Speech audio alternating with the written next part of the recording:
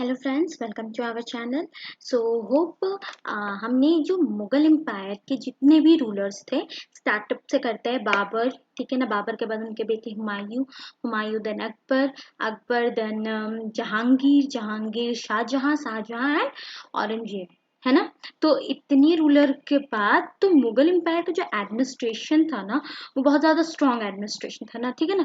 तो बेसिकली जो अकबर के टाइम पीरियड में हमने 5 एडमिनिस्ट्रेशन रीड आउट किए थे, ठीक है ना। तो उसी से बिलोंगिंग कुछ एडमिनिस्ट्रेशन है, ठीक है ना, जिसमें से तो हमने कुछ कंप्लीट कर लिया था, एक लेफ्ट रह गया था, ठीक है ना। तो उसको आज हम लोग कंप्लीट कर लेते हैं, ठीक है ना। लोकल एडमिनिस्ट्रेशन क्या था उस टाइम पे, ठीक है ना। उसके बाद मुगल एम्पायर का हम लोग सोशल एंड इकोनॉमिक लाइफ देखेंगे, ठीक है ना। उस टाइम पे वुमेन पोजीशन क्या था, ठीक है।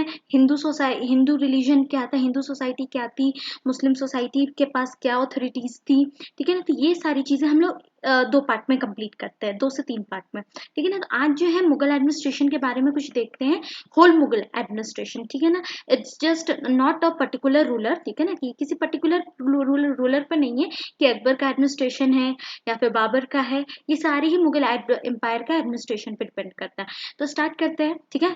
तो सबसे पहले the Mughal empire was divided into subahs which were further divided into sarkar and pargana, ठीक है ना। जो मुगल एम्पायर था ना, वो सूब्स में डिवाइडेड था, लेकिन जो सूब्स थे, सूबास थे, उनको भी सब डिवाइड किया गया था सरकार, परगना एंड ग्राम में, ठीक है। देयर वेर 15 सुब्स, सुब्स क्या होता है, प्रोविजन, ठीक है ना। उस टाइम पीरियड में 15 प्रोविजन हुए थे, किसके पीरियड में, अकबर के टाइम पीरियड में 15 प्रोविजन थे, लेकिन औरंगजेब के टाइम पे इनको 20 कर दिया गया था, इंक्रीज किया गया था औरंगजेब के रीजन में, ठीक है ना। तो टोटल हमारे मुगल एडमिनिस्ट्रेशन में कितने प्रोविजन थे, 20 प्रोविजन थे, 15 अकबर के टाइम पे एंड 20 औरंगजेब के टाइम पे। The Akbar introduce the मनसबदारी system, ठीक है ना। हमने पढ़ा था कि मनसबदारी सिस्टम क्या होता है, ठीक है ना। मनसबदारी सिस्टम दोनों ही को होल्ड करते हैं, सिविल एंड मिलिट्री को, ठीक है ना। During the Mughal administration there was 3 method of revenue system, हमने रेवेन्यू सिस्टम भी पढ़ा था उस टाइम पे अकबर के टाइम पीरियड में। तो वो क्या क्या रेवेन्यू सिस्टम थे, दैट इज कनॉट, राय एंड जब्ती, ठीक है ना। हमने 3 रेवेन्यू सिस्टम देखे थे। तो देखते हैं, the Mughal administration was basically divided into the 5 types which are as following, ठीक है ना। 5 अलग अलग तरीकों में एडमिनिस्ट्रेशन को डिवाइड किया गया था, central, military, revenue, provisional and local. Central administration हमने स्टडीड कर लिया था, मिलिट्री एडमिनिस्ट्रेशन हमने पढ़ लिया था, रेवेन्यू में लैंड रेवेन्यू जो था वो मेन सोर्स हुआ करता था मुगल एडमिनिस्ट्रेशन का था, ठीक है ना। Provisional administration we have read out, ठीक है ना। उसके बाद हमारा जो लोकल एडमिनिस्ट्रेशन था, उस बारे में हम थोड़ा देखेंगे, ठीक है ना। तो लोकल एडमिनिस्ट्रेशन क्या होता था, द प्रोविजन ऑफ वे और द सुब्स वेयर डिवाइडेड इनटू सरकार, ठीक है ना। जो प्रोविजन थे वो सरकार में divided, the sarkar were divided into pargana. The village was the smallest unit of administration, जो विलेज हुआ करते थे वो स्मॉलेस्ट यूनिट ऑफ एडमिनिस्ट्रेशन हुआ करते थे। एट द लेवल ऑफ सरकार देयर वेयर 2 इम्पॉर्टेंट फंक्शंस, ठीक है ना। जो सरकार का जो लेवल था उसमें 2 इम्पॉर्टेंट फंक्शन हुआ करते थे, ठीक है। दैट इज 2 लोग थे, जैसे कि द फौजदार, ठीक है ना, और दूसरा अमाल गुजर, ठीक है ना, अमल गुजर, ठीक है ना। ये 2 लोग हुआ करते थे इस सरकार में, ठीक है ना। तो फौजदार कौन था, वो अपॉइंट किया जाता था इंपेरियल ऑर्डर, मतलब शाही ऑर्डर के जरिए उनको अपॉइंट किया गया था। Sometimes with in a sarkar number of faujdar exist at the time, their jurisdiction spread over the 2 sarkar even if they belong to the 2 different, ठीक है ना। मतलब 2 सरकार को भी अपॉइंट किया जा सकता था। अब बेसिकली इनका काम देखते कि फौजदार और जो अमल गुजर है उनका काम क्या होता था। तो उनका काम होता था कि वो एडमिनिस्ट्रेशन जो है, ठीक है ना। Faujdar was the administrative division whereas the sarkar was the territorial and revenue. फौजदार क्या था, वो एडमिनिस्ट्रेटिव के से बिलोंग करते थे, डिवीजन के से, लेकिन जो सरकार थे, ठीक है ना, वो रेवेन्यू और टर्शियल डिवीजन से बिलोंग करते थे। इनकी फौजदार की ड्यूटी क्या होती थी, ये एज अ सेफ गार्ड उनका काम होता था, ठीक है ना, the life and the property of the resident. वो मतलब जो लोगों का जान और उनकी प्रॉपर्टी जो वहां पे है उनके सेफ गार्ड होते थे अपने एरिया में, ठीक है ना। और उसके बाद ये मतलब टाइम आने पे लोगों की हेल्प भी करते थे, ठीक है ना। और अलाम गुजर जो थे यानी कि अमिल, ठीक है ना, ये रेवेन्यू कलेक्टर हुआ करते थे, ठीक है ना। His duty was to access the supervisors the revenue system. इनका जो ड्यूटी था वो रेवेन्यू सिस्टम कलेक्शन के सुपरवाइजर का था, ठीक है ना। He was expected to increase the land under this cultivation, ठीक है ना, and induce the peasant to pay the revenue willingly, ठीक है ना। ही वॉज तो उनको वो क्या करते थे, जो किसानों को है ना बहुत ही ज्यादा मोटिवेट करते थे रेवेन्यू को खुद से ही पे करने के लिए, ठीक है ना। He use to maintain all the accounts and send the daily receipt and expenditure report of the provisional diwan. वो क्या करते थे, हर एक दिन का एक अकाउंट का एक रिकॉर्ड मेंटेन करते थे, ठीक है ना। और खर्च का जो रिपोर्ट जो होता था हर एक चीज को प्रोविजनल दीवान को वो डेली सेंड करते थे। ये हमने देख लिया फौजदार है, ठीक है ना, अलाम गुजर में। At the level of Pargana the Sikdar was the executive officer, ठीक है ना। जो सिकदार थे बहुत ज्यादा एग्जीक्यूटिव ऑफिसर थे। अब सिकदार कौन होते हैं, तो सिकदार जो थे वो head of the administrative unit होते हैं, ठीक है ना। ही assisted the अमिल in the task of revenue. वो अमिल जो है यानी अलाम गुजर जो है उनको असिस्ट करते थे रेवेन्यू सिस्टम में, ठीक है ना। उसके बाद जो है द है ना, the qanungo kept all the records of the land in pargana, ठीक है ना। ये जो क्वानगोनो थे वो सारे ही लैंड का रिकॉर्ड रखते थे। The kotwal were appointed mainly in towns by the imperial government, ठीक है ना। जो कोतवाल्स होते थे वो टाउन्स में अपॉइंट किए जाते थे, ठीक है, किसके जरिए, इंपीरियल गवर्नमेंट के जरिए। Of the we have yes government and the in charge of law and order, ठीक है ना। he was to maintain a register for keeping records of the people coming and going out the towns, ठीक है ना।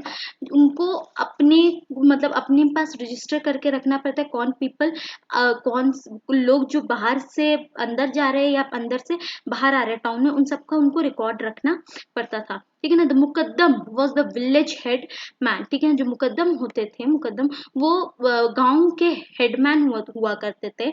And the Patwari look after the village revenue record. और जो पटवारी हुआ करते थे, ठीक है ना, वो विलेज का रेवेन्यू रिकॉर्ड रखते थे, ठीक है ना। The services of zamindar were utilised for the maintenance of law and the order in their areas as well as collection of revenue. जमींदार जो थे, ठीक है ना, उनका जो यूटिलाइज किया जाता था as a maintenance of law, ठीक है ना, लॉ को मेंटेन करके रखने के लिए। और जो उनके एरिया का रेवेन्यू सिस्टम है उनको ऑर्डर एज वेल इन उनका ऑर्डर रखने के लिए, मतलब उनका देख रेख रखने। The fort were place under the officer called qiladar, ठीक है ना। जो ऑफिसर फोर्ट के पास यानी किले के पास रखे जाते थे उनको क्वालिदार कहा जाता है। He was in charge of the general administration of the fort. वो फोर्ट के जनरल एडमिनिस्ट्रेशन के इंचार्ज हुआ करते थे। And the area assign in jagir to him, ठीक है ना। The port administration, the port administration was independent of the provisional authority, ठीक है ना। जो पोर्ट एडमिनिस्ट्रेशन होते थे वो इंडिपेंडेंट होते थे अपने प्रोविजनल अथॉरिटी पे। The governor of the port was called मुतसबद मुतसदी, ठीक है ना। जो गवर्नर होते थे पोर्ट के, ठीक है ना, उनको मुतसदी कहा जाता था। Who was directly appointed by the imperial, जो कि इंपीरियर के द्वारा डायरेक्टली अपॉइंट किया जाता था, ठीक है ना। और उनका काम क्या होता था, वो टैक्स जो है मर्चेंट से टैक्स कलेक्ट करते थे। एंड एक कस्टम हाउस को मेंटेन करके रखते थे, ठीक है ना। वो mint house at the port के सुपरवाइजर भी हुआ करते थे। तो ये हमने देख लिया लोकल एडमिनिस्ट्रेशन पे, ठीक है ना, कि कौन कौन से डिपार्टमेंट का क्या क्या काम था।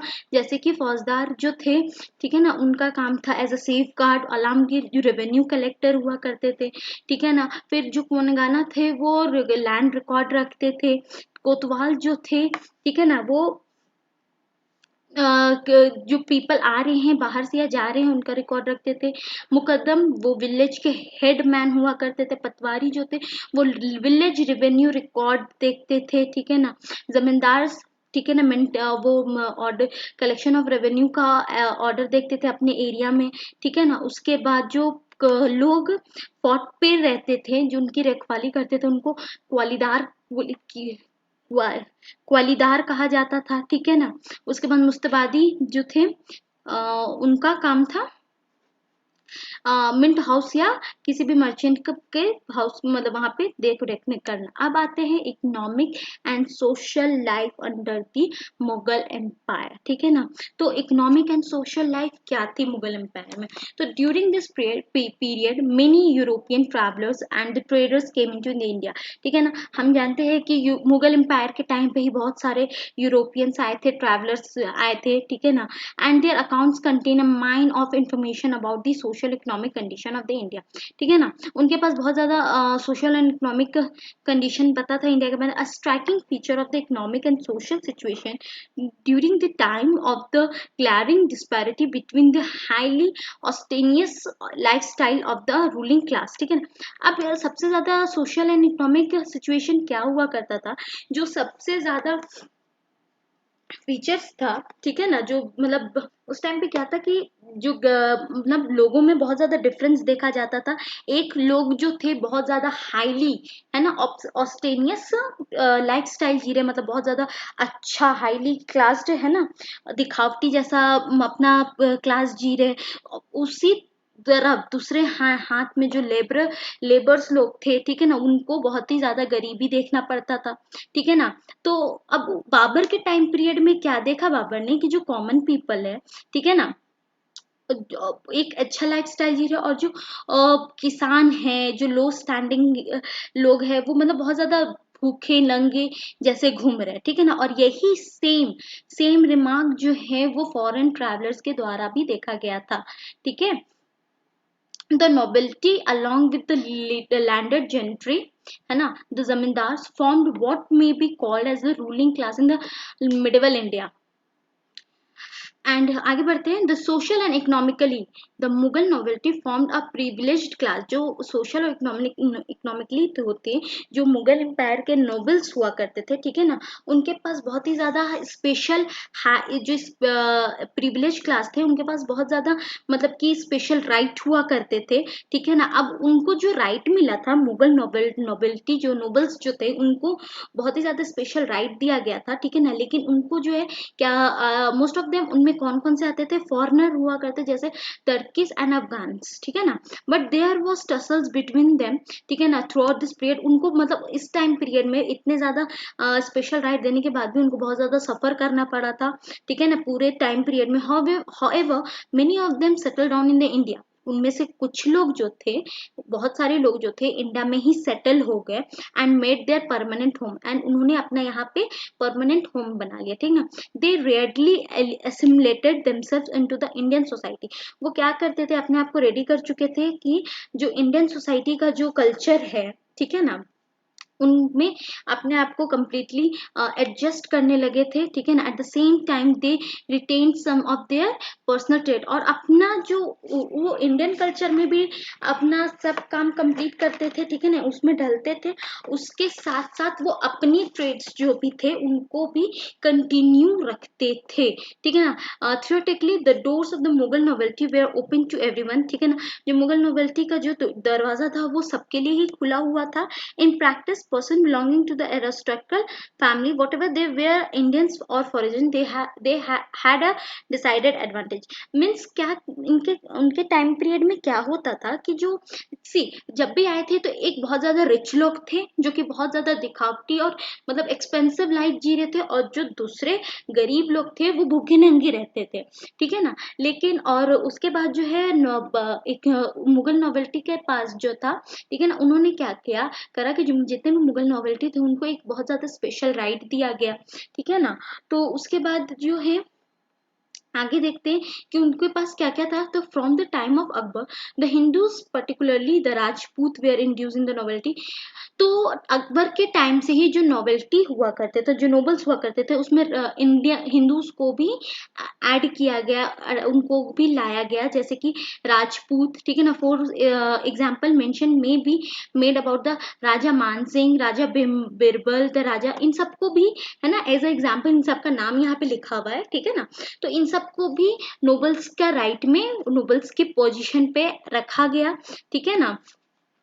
उसके बाद जो उनको जो है बहुत ही ज्यादा हाई सैलरी पेड की जाती थी, हाई सैलरी देने के बावजूद, है ना, उनको एक एक्सपेंसिव लाइफ भी जीना था। ऐसा नहीं था कि वो अगर उनकी सैलरी मिल रही है तो वो अपने मर्जी से जी सकते हैं, ऐसा कुछ नहीं। उनको बहुत ज्यादा एक्सपेंसिव लाइफ जीना था, ठीक है ना। जैसे कि उनको बहुत सारे सर्वेंट्स रखने होते थे, हॉर्सेस, एलिफेंट, ठीक है ना। उनके बाद उनको एक लग्जरी लाइफस्टाइल जीना था, ठीक है ना, मुगल एम्पायर के अंदर।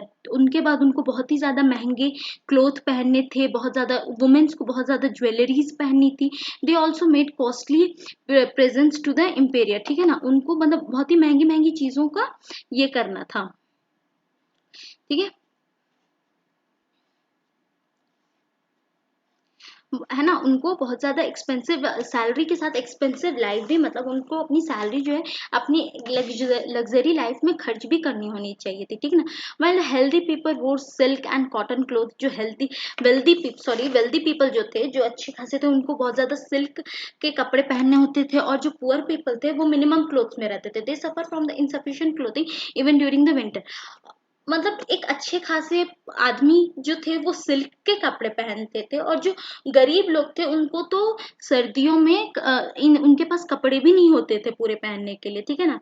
एंड आफ्टर द निकेतन absorption the Deccan were barefooted, it might be due to the high cost of leather, ठीक है। जो डेक्कन पीपल जो होते थे वो मतलब अपने पैरों में कुछ नहीं पहनते थे, क्योंकि उस टाइम पे लेदर का प्राइस बहुत ज्यादा हुआ करता था। Rice, millets and pulses were staple food of the common people, ठीक है ना। एंड फिश जो था बहुत ही पॉपुलर हुआ करता था कोस्टल रीजन में, ठीक है ना। उसके बाद घी और ऑयल जो थे उस टाइम पीरियड में बहुत ही सस्ते थे। सुगर और सॉल्ट, मतलब चीनी और नमक बहुत ज्यादा एक्सपेंसिव था, ठीक है ना। And the plenty of the cattle were kept by the rural people. Milk and the milk products were available, मतलब बहुत ज्यादा, है ना, कैटल बहुत ज्यादा अमाउंट में अवेलेबल था। और जो मिल्क के प्रोडक्ट्स थे वो भी बहुत सारे अमाउंट में प्रेजेंट थे। तो ये हमने आज देखा कि मुगल एडमिनिस्ट्रेशन का, हमने तो central military revenue provisional complete कर ही लिया था।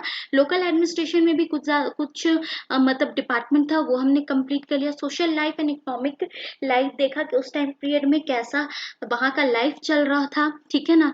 तो अब जो नेक्स्ट हम लोग देखेंगे वो Muslim society, Hindu society, position of women उस टाइम पे, ट्रेडिंग सोसाइटी कैसा था, यानी ग्रोथ ऑफ ट्रेड कैसा था। उसके बाद मुगल क्वाइनेज सिस्टम, एंड जितने भी हमने इंपीरियर पढ़ी हैं अब तक सबका हम लोग आर्ट एंड आर्किटेक्चर भी देखेंगे, ठीक है। उसके बाद इन सबको कहाँ कहाँ इनका ब्यूरेट किया गया है वो सारे डिपार्टमेंट मतलब एरिया भी देखेंगे, क्योंकि ये पूछा जाता है एग्जाम में। सो होप फ्रेंड्स आपको हमारा वीडियो पसंद आ रहा हो। प्लीज हमारे चैनल को लाइक कीजिए, सब्सक्राइब कीजिए एंड शेयर करना ना भूलें। Thank you so much friend, मिलते हैं अगले वीडियो के साथ। थैंक